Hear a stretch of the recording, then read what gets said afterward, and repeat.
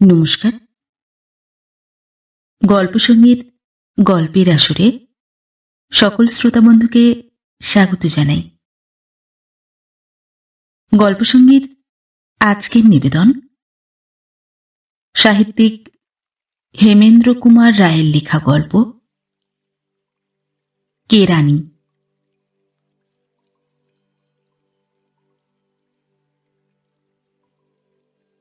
ভাত বাড়ো, ভাত বাড়ো। রোসো রোসো, আর একটু সবুর করো। সবুর? ঘড়িতে 9টা বেজে 1 কোয়ার্টার, সেটা দেখেছ কি? দাঁড়াও না, ডালটা নামিয়ে একটা বাটা মাছ ভেজে দিই না হয়। অমন করলে শরীর টেকবে কেমন করে গা? প্রাণটা আগে না ছায়ের চাকরি আগে? চাকরি আগে সুরো, চাকরি আগে। কেরানির আবার প্রাণ, কেরানির আবার শরীর। সাহেব যদি তোমার এ কথা শুনতো সুরো, তাহলে ভয়ানক আশ্চর্য হয়ে যেত। নাও, কথায় কথায় বেলা বেড়ে যাচ্ছে। ছাই ভস্য যা আছে শিগগির দাও। কোনো রকমে নাকে মুখে দুটো গুঁজে এখন আপিসে গিয়ে পৌঁছতে পারলে বাঁচি। প্রিয়নাথ ধূপ করিয়া পিঁড়ির উপর বসিয়া পড়িল। সুরবালা একটি নিঃশ্বাস ফেলিয়া বলিল, কিছু যে হয়নি, খাবে কি দিয়ে? তবে অদেষ্টে আজ নীরের উপোস, ভাতও হয়নি নাকি?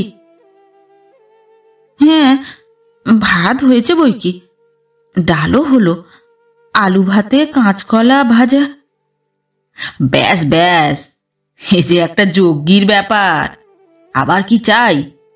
কেরানি আবার কি খাবে? দাও দাও, চটপট দাও। 5 মিনিটে খাওয়া শেষ করিয়া এক লাফে 3-3টা সিঁড়ি ডিঙাইয়া প্রিয়নাথ উপরে উঠিল। তাড়াতাড়ি এদিক সেদিক চাহিয়া সে গলা চড়াইয়া ডাকিল, ওগো জলদি। সুরবালা ত্রস্ত পদে আসিয়া জিজ্ঞাসা করিল, কি গা? কাপড় কাপড়, আমার কাপড়। সুরবালা জিভ কাটিয়া বলিল, ওই যা, তোমায় বলতে ভুলে গেছি, তোমার কাপড়ে যে খোকা মুতে দিয়েছে, এখনো শুকোয়নি। প্রিয়নাথ কর্কশ কণ্ঠে কহিল, আমার চাকরিটা তোমরা খাবার ফিকিরে আছো, তার চেয়ে আমায় খাও না কেন? একদম সব ন্যাটা চুকে যাক। সেই সময়ে ক্ষুদে আসামিটি সুমুখ দিয়া যাইতেছিল। প্রিয়নাথ হুঙ্কার দিয়া বলিল, এই হারামজাদা, এদিকে আয় তো দেখি। খোকা ভয়ে নীলবর্ণ হইয়া আস্তে আস্তে অনিচ্ছা সত্ত্বেও কাছে আসিয়া দাঁড়াইল। প্রিয়নাথ খোকার গালে এক 82 শিক্ষা ওজনের চড় বসাইয়া দিয়া সক্রোধে কহিল, পাজি ছুঁচো। চড় খাইয়া খোকা মহা চিৎকার শুরু করিয়া দিল। প্রিয়নাথ রাগে গসগস করিতে করিতে যে ময়লা কাপড়খানা পরিয়াছিল তারই উপরে একটা আধফর্সা টুইলের শার্ট চড়াইয়া দিল। শার্টের গায়ে 3 রকমের 4টা বোতাম, একটা রূপার, একটা হাড়ের, 2টা কাঁচের। এক হাতায় বোতাম আছে, অন্যটা সুতা দিয়া বাঁধা। একখানি পাকানো ও কোঁচানো চাদর কাঁধে ফেলিল। পায়ে একজোড়া সাদা ক্যাম্বিসের পাম্প জুতা পরিল। তার উপরে কালো বার্নিশ চামড়ার 3-4টা ছোট বড় অপারেশনের চিহ্ন। প্রিয়নাথ লোকটার শখ আছে, নাই শুধু পয়সা। খোকা তখনও কাঁদিতেছিল। প্রিয়নাথ তাড়াতাড়ি তাহাকে কোলে তুলিয়া লইয়া তাহার 2 গালে 2টি চুমা খাইয়া বলিল, ছি বাবা, কেঁদো না, কাঁদতে নেই। সুরবালা স্বামীর কাছে অন্যায় ধমক খাইয়া একটু মনক্ষুণ্ণ হইয়াছিল।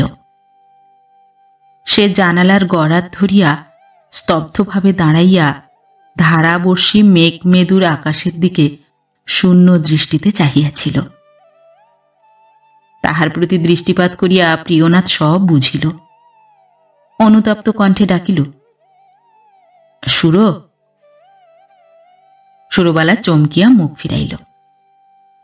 সুরো, রাগ করেছ? না। প্রিয়নাথ সুরবালার কাছে গিয়া তাহাকে আলিঙ্গন করিয়া বলিল,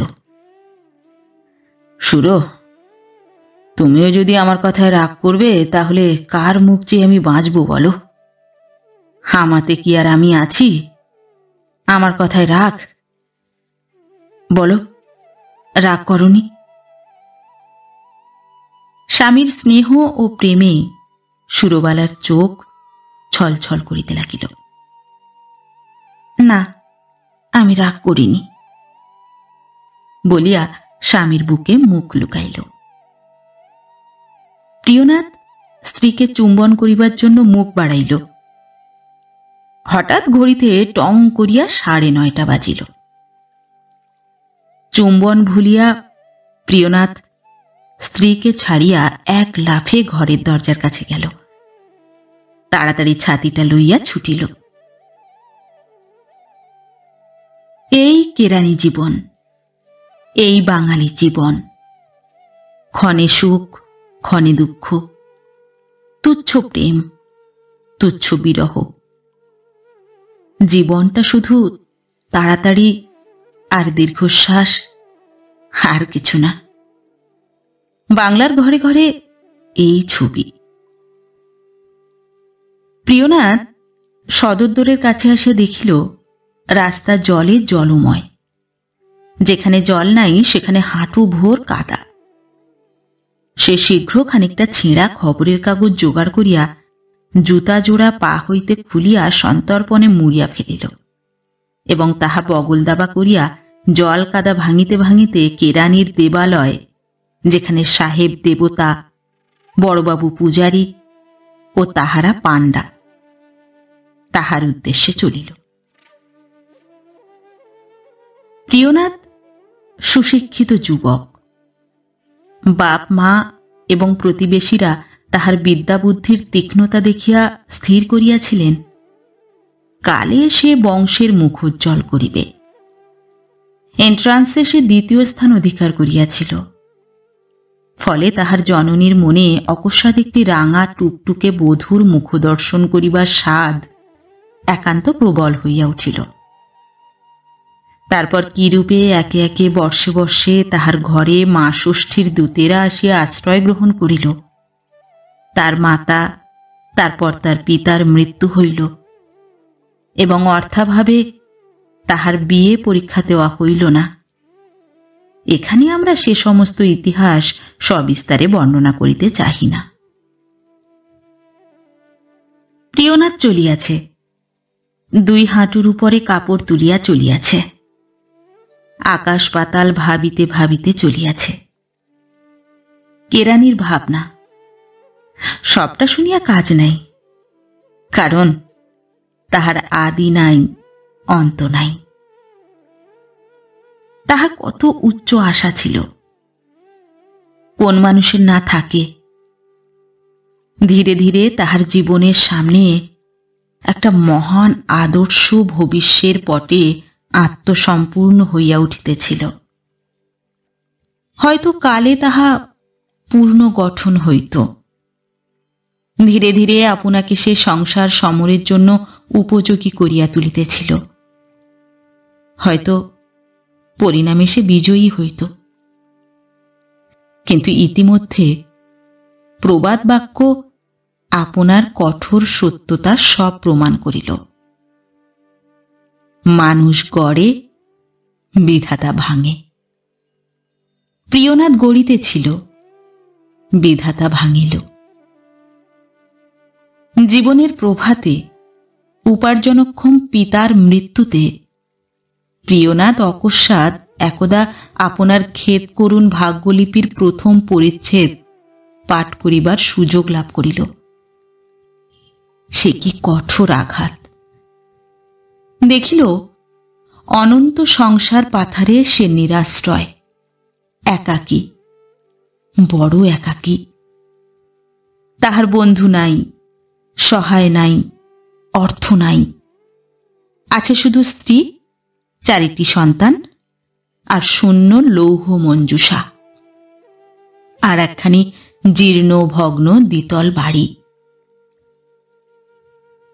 মা সরস্বতীর দিকে পিছন ফিরিয়া সে অতি কষ্টে কোনো সওদাগরি আফিসে একটি 20 টাকা মাহিনার চাকুরি জোগাড় করিল। পাড়ার বিজ্ঞেরা আসিয়া বলিয়া গেলেন, চাকরির বাজার বড় মাগ্গি, তোমার অতি সৌভাগ্য। তারপর এই সৌভাগ্যের ভিতর দিয়া একে একে 6টি দীর্ঘ বৎসর কাটিয়া গিয়াছে এবং 20টি টাকার উপর আরও 5টি টাকা আজ কয়েক মাস ঘরে আসিতেছে। কি সৌভাগ্য রে! হতভাগিনী সুরবালা পরনে ছেঁড়া খোড়া কাপড়, যত্নাভাবে অমন মেঘের মতো কেশরাশি রুক্ষ, অমন সোনার বরণ দেহে কে যেন কালি মারিয়া দিয়াছে।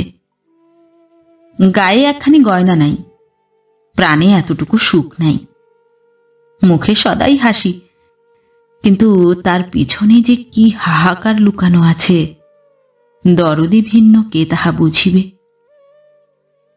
3টি মেয়ে, একটি ছেলে। বড় মেয়েটির বয়স 8 বৎসর। 2 দিন বাদে তাহাকে পার করিতে হইবে। শত্রুর মুখে ছাই দিয়া এতগুলিকে লইয়া একটি সংসার। চাল ডাল ঘি তেল নিত্য বাজার আছে, লজ্জা নিবারণের ন্যাকড়া আছে, ছেলেপিলের দুধ আছে, সমাজের কুটুম্বিতা আছে, নিত্য রোগের ডাক্তারের ভিজিট, ঔষধপথ্য আছে। নাই কি বলিতে পারো? মাসে 25টি টাকায় কোন ইন্দ্রজালে এই ভদ্র গৃহস্থের মান এবং প্রাণ রক্ষা হয়? এখন আর কি জিজ্ঞাসা করিবে প্রিয়নাথ কি ভাবিতেছিল? হঠাৎ একখানা 2 ঘোড়ার মস্ত চকচকে গাড়ি বাতাসের আগে ছুটিয়া আসিল। প্রিয়নাথ সন্ত্রস্ত হইয়া পথ ছাড়িয়া সরিয়া দাঁড়াইল। গাড়ির ভিতরে মোটা নরম গদির উপরে পরম আলস্য ভরে সুসজ্জিত দেহ এলাইয়া দিয়া এক যুবক বসিয়া আছে। তাহার চক্ষু অর্ধনিমীলিত, তাহার ভাবভঙ্গি নির্বিকার, যেন শহরের যত দুঃখ, যত দৈন্য, যত হাহাকারের ভিতরে অটল মহিমায় বোধির শ্রবণে বসিয়া সে আপনাকে আপনি দেখিতেছে। গাড়ির চাকা হইতে কাদার ধারা উৎক্ষিপ্ত হইয়া প্রিয়নাথের যত্নরক্ষিত সামান্য পরিচ্ছদ সুবিচিত্র করিয়া দিল। সে বিরস বদনে আপন মনে কহিল, কেন এই বিভেদ? কেন আমি রাস্তায় কুকুরের মতো এই জল কাদায় হাঁটিয়া চলিয়াছি, আর ওই বা কেন আরামের লোকের গায়ে কাদা ছিটাইয়া সকলকে অবজ্ঞা করিয়া চলিয়াছে?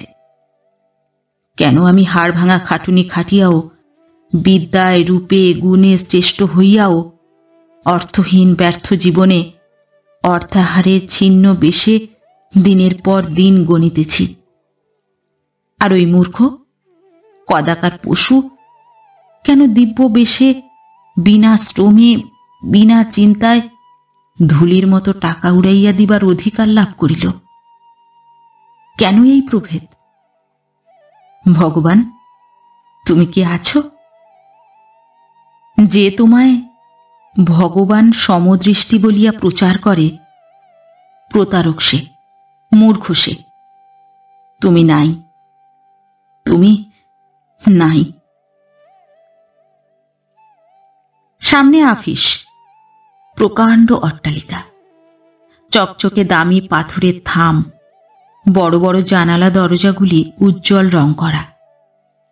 বাহির হইতে মাথা তুলিয়া তাহার দিকে হাঁ করিয়া চাহিতে চাহিতে পথিকেরা রাস্তা দিয়া চলিয়া যাইতেছে। ভাবিতেছে, কি চমৎকার বাড়ি, যেন স্বর্গপুরী। হায়, তারা ভুলিয়া গিয়াছে মা কালের রাঙা রূপের আড়ালে কি মালিন্য। প্রিয়নাথ ভিতরে ঢুকিল।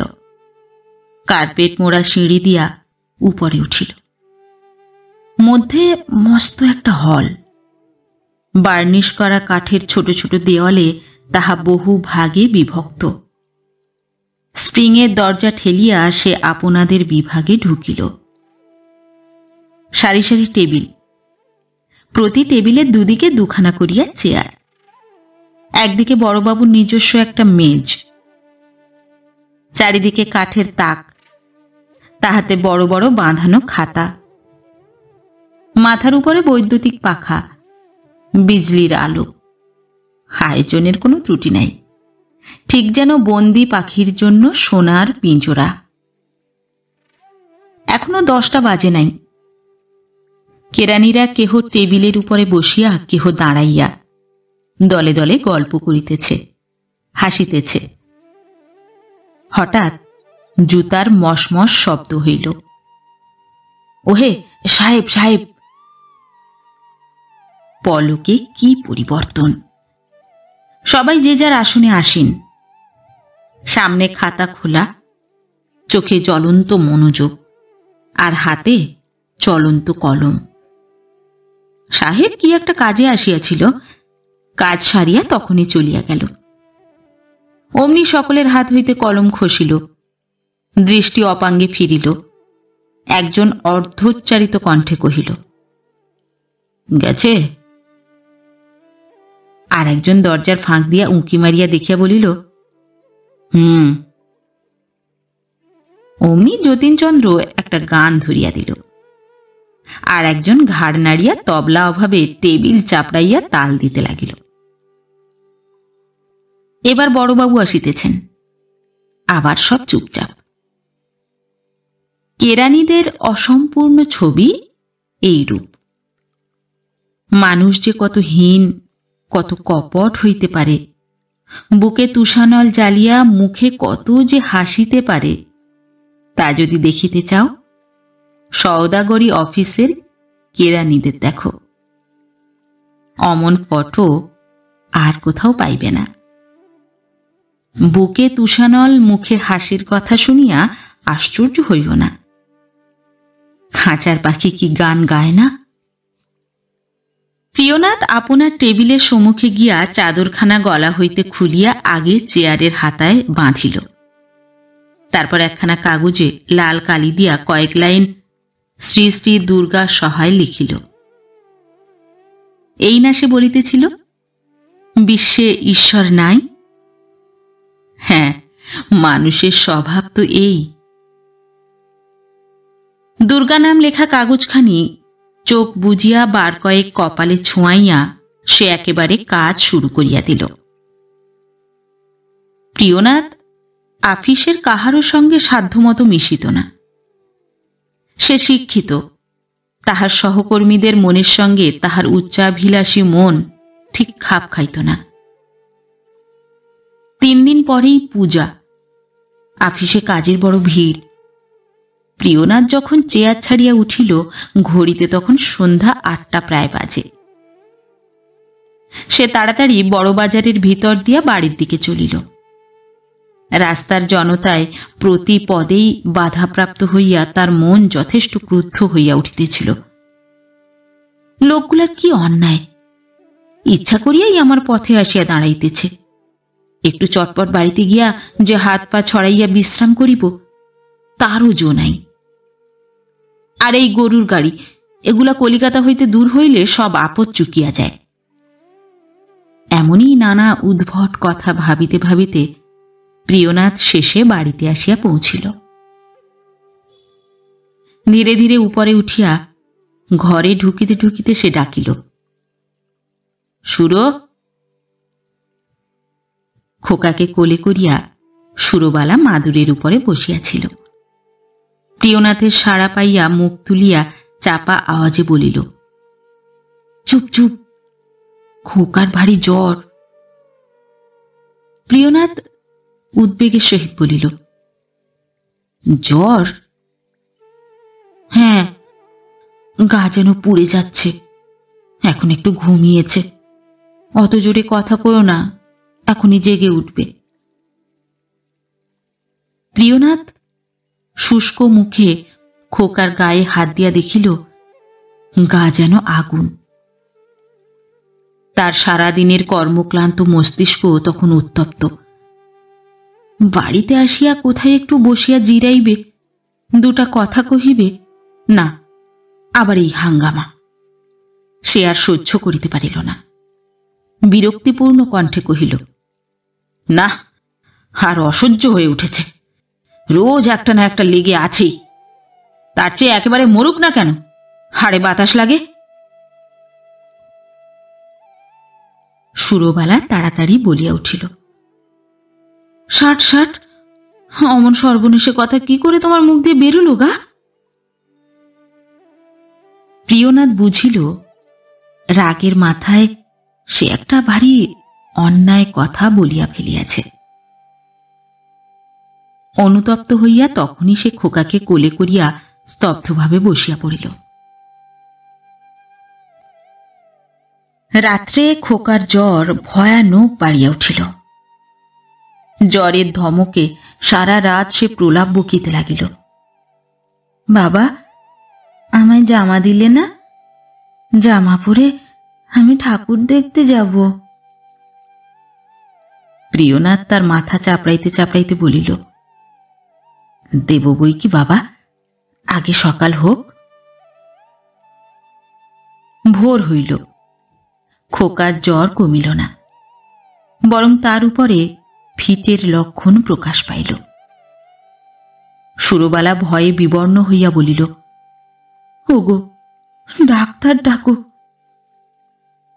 প্রিয়নাথ বলিল, ডাক্তার? সুরো, কাল মাস কাবার, সেটা মনে আছে কি? ডাক্তার ডাকো, পয়সা কোথায়? সুরবালা বলিল, তা বলে তো বিনে চিকিৎসায় ছেলেটাকে মেরে ফেলতে পারি না। কোথাও কেউ ধারটার দেবে না? দেখি। প্রিয়নাথ চটি পায়ে দিয়া নিচে নামিয়া গেল। ধার মিলিল বহু কষ্টে। ডাক্তার আসিল, ছেলের নাড়ি টিপিল, বুক দেখিল, নাক মুখ বিকৃত করিয়া কহিল, ব্যামো শক্ত, দেখি কতদূর কি করতে পারি। পরদিন যথাসময়ে প্রিয়নাথ আপিসে গিয়া হাজিরা বইয়ে নাম সই করিল। তখনও বড়বাবু আসেন নাই, অথচ প্রত্যেক মিনিট তার কাছে এক যুগ বলিয়া বোধ হইতে লাগিল। শেষে আর সে থাকিতে পারিল না। তাড়াতাড়ি সাহেবের ঘরে ঢুকিয়া সাহেবকে সেলাম করিয়া দাঁড়াইয়া দাঁড়াইয়া কাঁপিতে লাগিল। সাহেব কি লিখিতেছিল, কাগজ হইতে চোখ না তুলিয়াই ঘাটটি একটু হেঁট করিল মাত্র। প্রিয়নাথ বলিল, স্যার, আমার ছেলের বড় অসুখ, দুদিন ছুটি। সাহেব তেমনিভাবেই বলিল, বাবুকে বলো। বাবু মানে বড়বাবু। প্রিয়নাথ আর কোনো কথা বলিতে সাহস করিল না। আস্তে আস্তে ফিরিয়া আসিল, দেখিল বড়বাবু আসিয়াছেন। বড়বাবুর গোঁপদাড়ি কামানো, কিন্তু খুরের সঙ্গে বহুদিনের দেখা সাক্ষাৎ না হওয়ায় ছোট ছোট কর্কশ পাকা চুলে মুখের নিচের দিকটা বেজায় বন্ধুর। ঠোঁটের দুপাশ দিয়া পানের পিচের ক্ষুদ্র স্রোত সদা প্রবাহিত। দেহখানি ভয়ানক মোটা, তার উপরে টান চাপকান।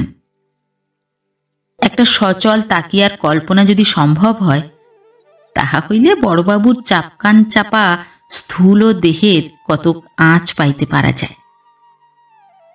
তার আকৃতির আর একটা কথা বলিতে ভুলিয়াছি, সেটি তার মাথা জোড়া অতি চকচকে বার্নিশ করা টাক। দিনের আলো পড়ায় তাহা ইস্পাতের মতো উজ্জ্বল দেখাইতেছিল। টাকের মাঝখানে ঠিক 3 গাছি চুল। কোন রসিক তাহা দেখিয়া বলিয়াছিলেন, ভাঙা ঘরে চাঁদের আলো। বড়বাবু চেয়ারে বসিয়া অর্ধমুদিত নেত্রে মুখ বিকৃত করিয়া কি ভাবিতেছিল। এমন সময় ছুটির দরখাস্ত হাতে প্রিয়নাথ আসিয়া হাজির হইল। কোনরূপ ভূমিকা করিয়া কথা পারে প্রিয়নাথের মনের অবস্থা তখন তেমন ছিল না। সে বড়বাবুর সম্মুখে গিয়া সোজাসুজি বলিল, মশাই, আমার ছেলে বাঁচে কি না বাঁচে, আমাকে 2 দিনের ছুটি দিতে হবে। বড়বাবু তাম্বুল চর্বণ করিতে করিতে অবহেলা ভরে বলিলেন, ওসব ছুটি টুটি বুঝলে কি না, এখন হবে টবে না। কালকে মেল ডে, তার উপর বুঝলে কি না সামনে পুজো, এখন কাউকে ছাড়তে টাড়তে পারবো না। প্রিয়নাথ শুষ্ক মুখে কহিল, আগে ছেলেটার ব্যায়ামও একটিবার দয়া করুন। বড়বাবু একটা আলপিন দিয়া দাঁত খুঁটিতে খুঁটিতে বলিলেন, দয়া, ছেলের ব্যায়ামও বললে, বুঝলে কি না, সাহেব মানে না। প্রিয়নাথ টেবিলের উপর হইতে একটা কাগজ চাপা উঠাইয়া লইয়া সেটা নাড়িতে নাড়িতে নিম্ন মুখে বলিল, আগে সাহেবের কাছে গিয়েছিলুম, তিনি বললেন আপনার কাছে আসতে। বড়বাবু কঠোর ব্যঙ্গেশ্বরে বলিলেন, সাহেবের কাছে এরই মধ্যে ঘুরে আসা হয়েছে? ভালো মোর বাপ রে। তবে আর কি, তুমি যখন ঘোড়া ডিঙিয়ে, বুঝলে কি না, ঘাস খেতে শিখেছ, তখন আর আমার কাছে কেন?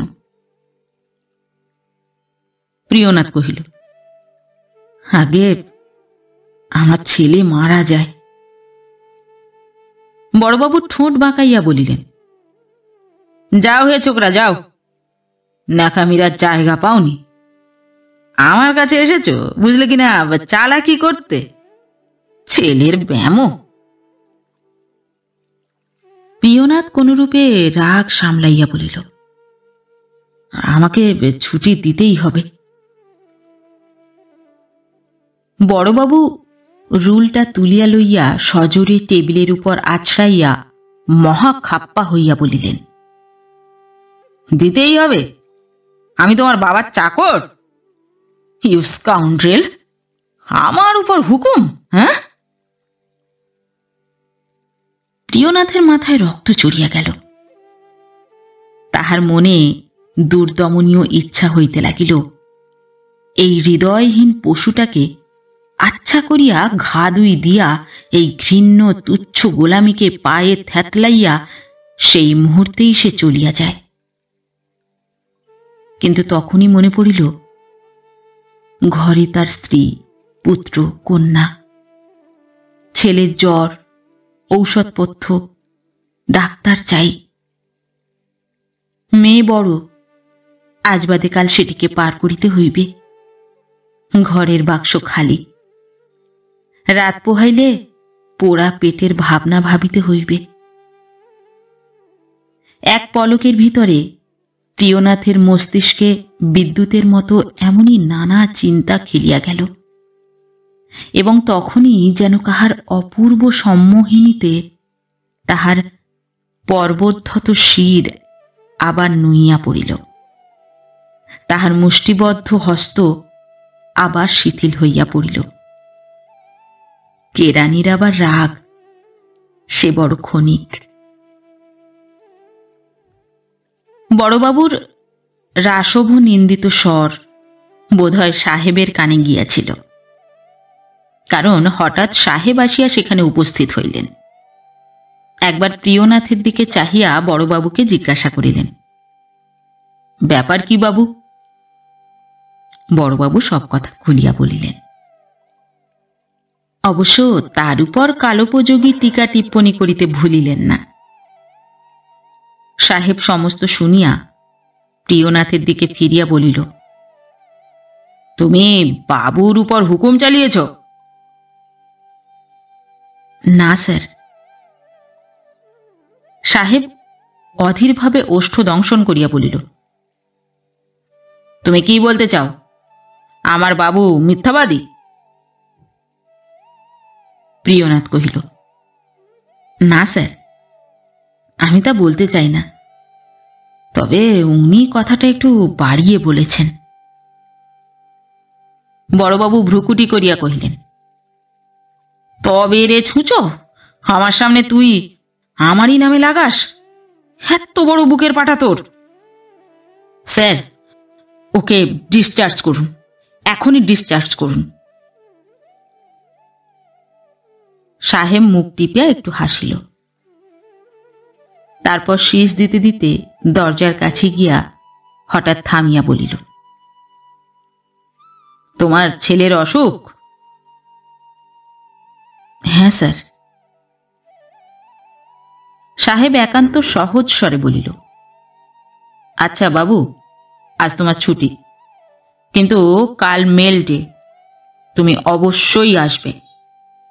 আমি তোমার পুত্রের মঙ্গল প্রার্থনা করি। বলিয়া আবার শীষ দিতে দিতে চলিয়া গেল।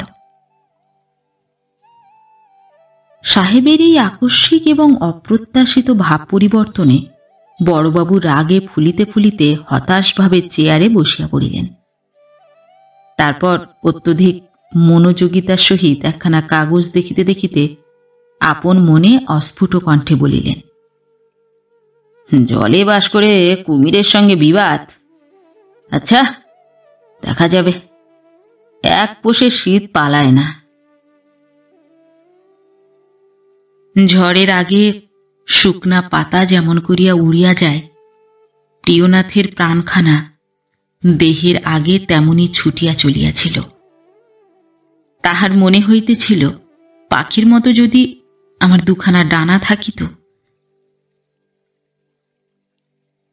বাড়ি পৌঁছিয়া সে ভাবিল, এই তো বাড়ি আসিলাম, এইবার খোকাকে দেখিব। তার জন্যে জামা কিনিয়া আনিয়াছি, জামা পাইয়া তাহার কত আহ্লাদ হইবে। সুরো, সুরো!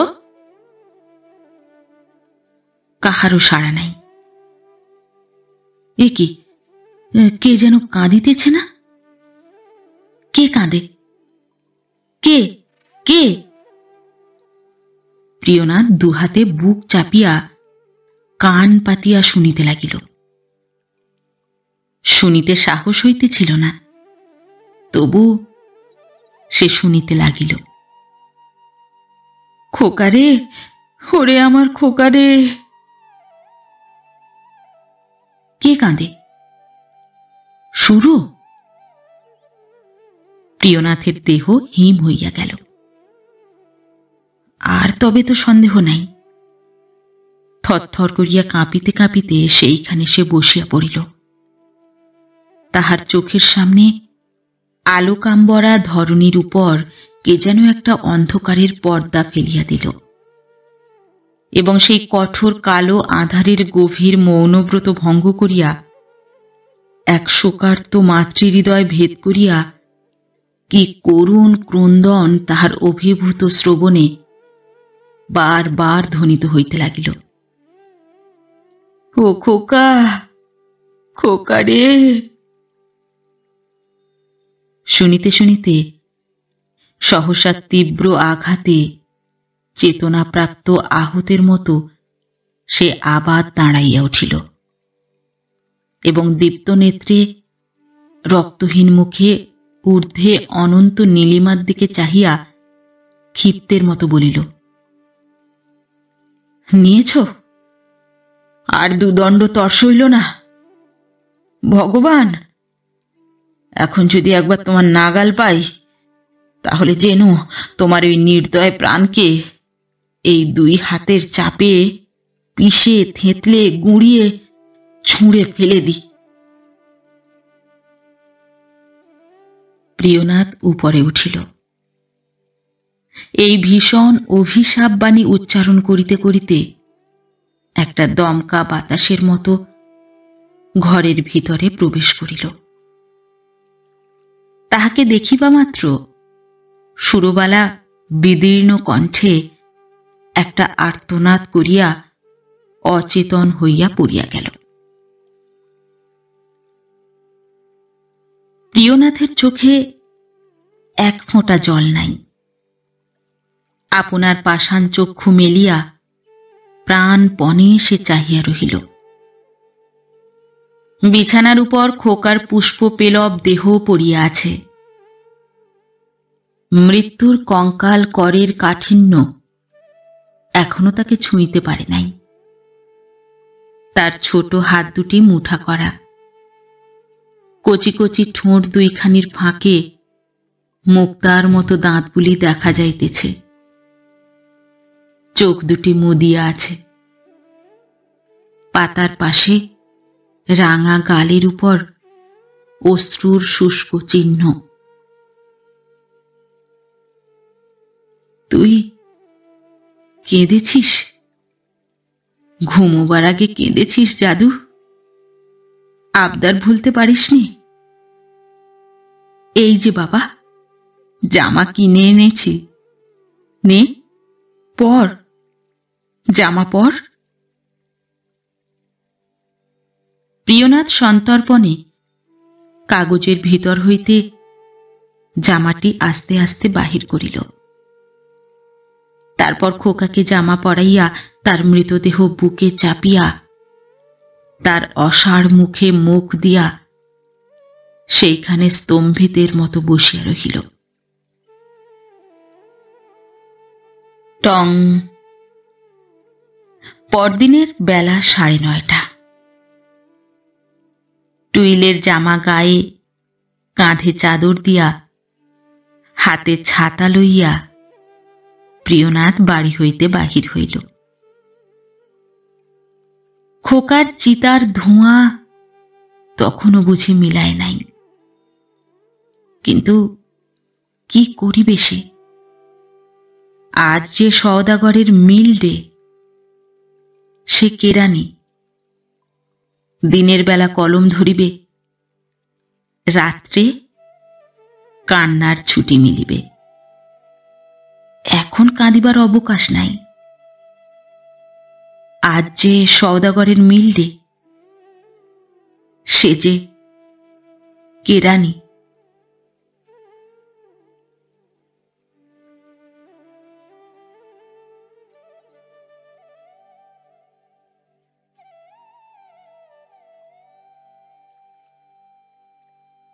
নমস্কার।